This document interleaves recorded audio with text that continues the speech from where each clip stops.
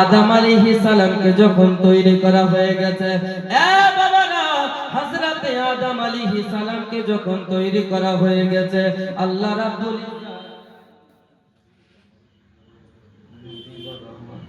নবীবর রহমান বাবা মার জন্য 1000 টাকা দান করেছেন। সুবহানাল্লাহ। আল্লাহ পাক যেন ওনার দানকে কবুল করেন। সকলে পড়ুন আমিন।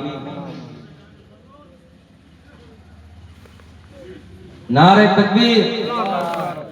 এত আস্তে কেন? দান করছেন উনি, ওনার মেহনতের টাকা দিয়ে, আপনারা আস্তে। ওলির দরবারে তো মানুষ ব্যাটারি চার্জ হওয়ার জন্য আছে, আপনার লাগছে আসার পরে ডাউন হয়ে গেছে। ডাউন আছে নাকি? ওলির দরবারে তো চার্জ হয় মানুষের, ডাউন হয়ে বসে লাগছে। নারে তাকবীর। আর একটু হবে না? নারে তাকবীর। আরে আজকে যদি গলা ফাটান তাহলে তো কাজে দেবে।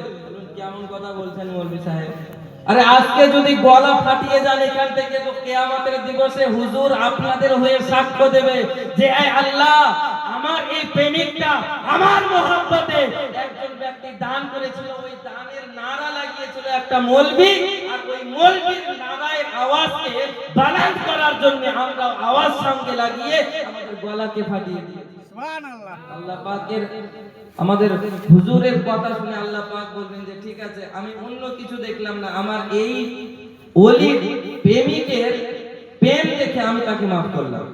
সুবহানাল্লাহ। তো পারে, সুযোগ আছে না নাই? সুযোগ আছে না নাই? আছে।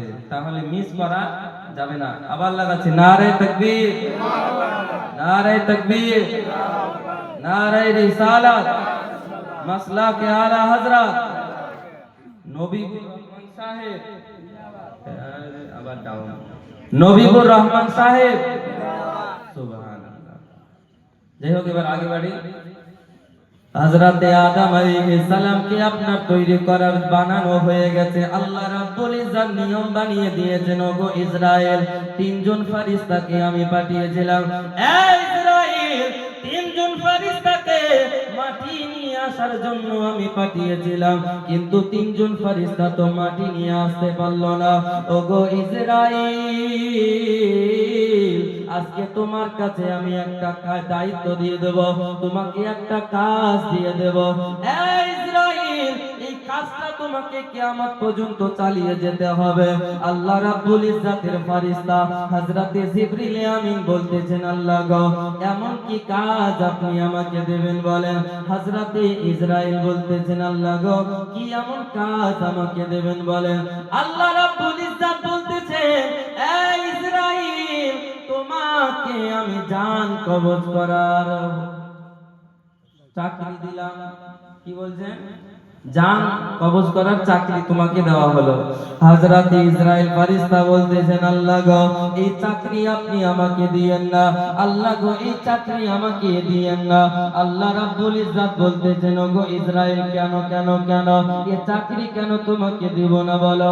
এই আল্লাহ রাব্বুল ইজ্জত, এই চাকরির জন্য অনেক রকমের কথাবার্তা আমাকে শুনতে হবে। আল্লাহ, অনেকজন অনেক রকমের কথাবার্তা আমাকে বলবে, অনেকজন আমাকে উঁচু নিচু কথা বলবে, অনেকজন আমাকে গালাগালি করবে।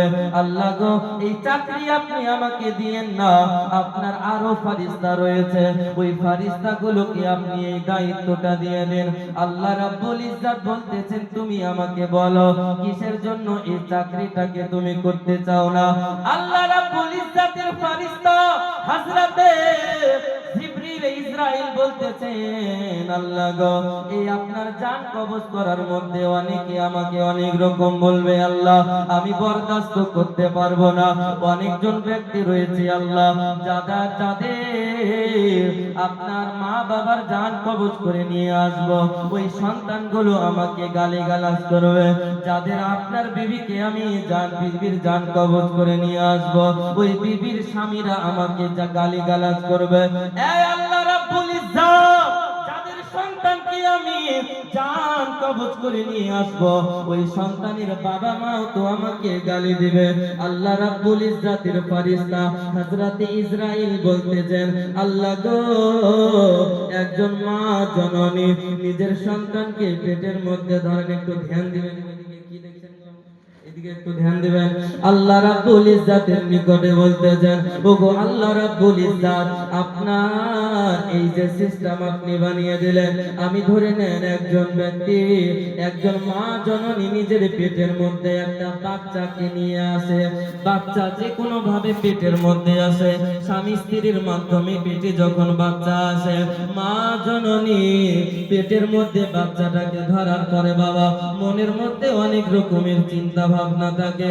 ওই মা জননী মনের মধ্যে চিন্তা ভাবনা এরকম থাকে, আমি আমার সন্তানটাকে, আমার কলিজার টুকরা নয়নের তারাটাকে যখন আমি জন্ম দেব, আমার কলিজার মধ্যে লাগিয়ে নিয়ে রাখবো, আমার কলিজার সঙ্গে লাগিয়ে নিয়ে রাখবো, আমার কলিজার মধ্যে সাটিয়ে রাখবো। এই সন্তানটা মা জননীরা জানে, প্রত্যেকটা বাবারাও জানে, যাদের ঘরে সন্তান রয়েছে তারা সবাই তো জানে, যখন সন্তান মায়ের গর্ভে